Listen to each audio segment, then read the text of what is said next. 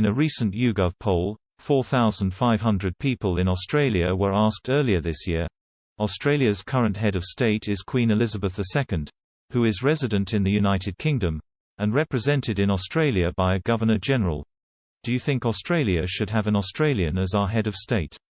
They were given the options of yes or no, leading to 62% saying they would vote yes. Sandy Biar, National Director at the Australian Republic Movement, said this showed citizens in the Commonwealth nation were clearly growing tired of the royal family.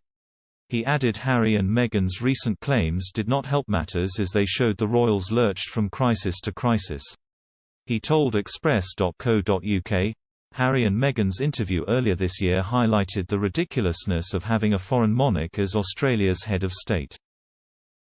Australians need a head of state, chosen by Australians and accountable to them, rather than a family that lurches from crisis to crisis. The latest YouGov poll showed support for an Australian republic at 62%. As more Australians come to see how out of touch the British monarchy is, the more we'll see momentum continue to increase.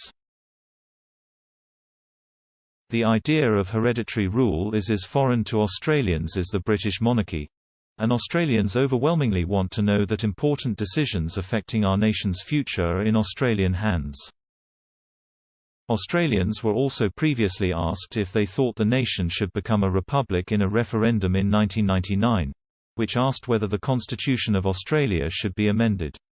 But almost 55% of voters turned down this option, and so the Queen remained head of state. Royal expert Richard Fitzwilliams added this showed Australia will never lose its faithful support in the royal family, despite the difficult period following the pandemic and Duke and Duchess of Sussex's claims. He told Express.co.uk, out of the 54 nations of the Commonwealth, the Queen is head of state of 15. Obviously it is up to each country to decide its own future. Referenda in Australia, Tuvalu and St. Vincent and the Grenadines some years ago all voted to keep the links with the Crown.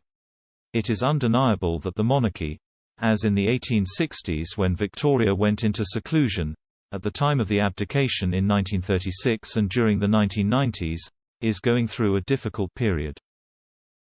Yet the anticipated lifting of restrictions will mean the royal family will be able to do more personal engagements, and the Queen's broadcasts to the nation last year were both moving and brilliantly scripted.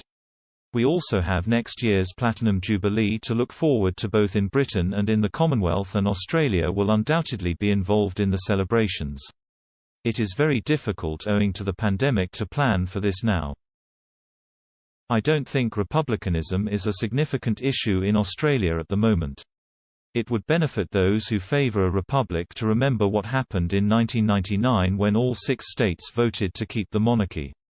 This could happen again.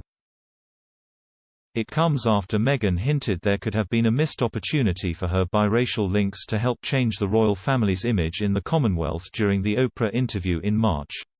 She said, "The Commonwealth is a huge part of the monarchy, and I lived in Canada, which is a Commonwealth country, for 7 years. But it wasn't until Harry and I were together that we started to travel through the Commonwealth. I would say 60%, 70% of which is people of color, right?" Meanwhile, the royal family is also facing an uncertain future with other Commonwealth nations. Barbados is set to join Trinidad and Tobago, Dominica and Guyana in becoming a republic. Barbados Governor-General Dame Sandra Mason said in September, "The time has come to fully leave our colonial past behind."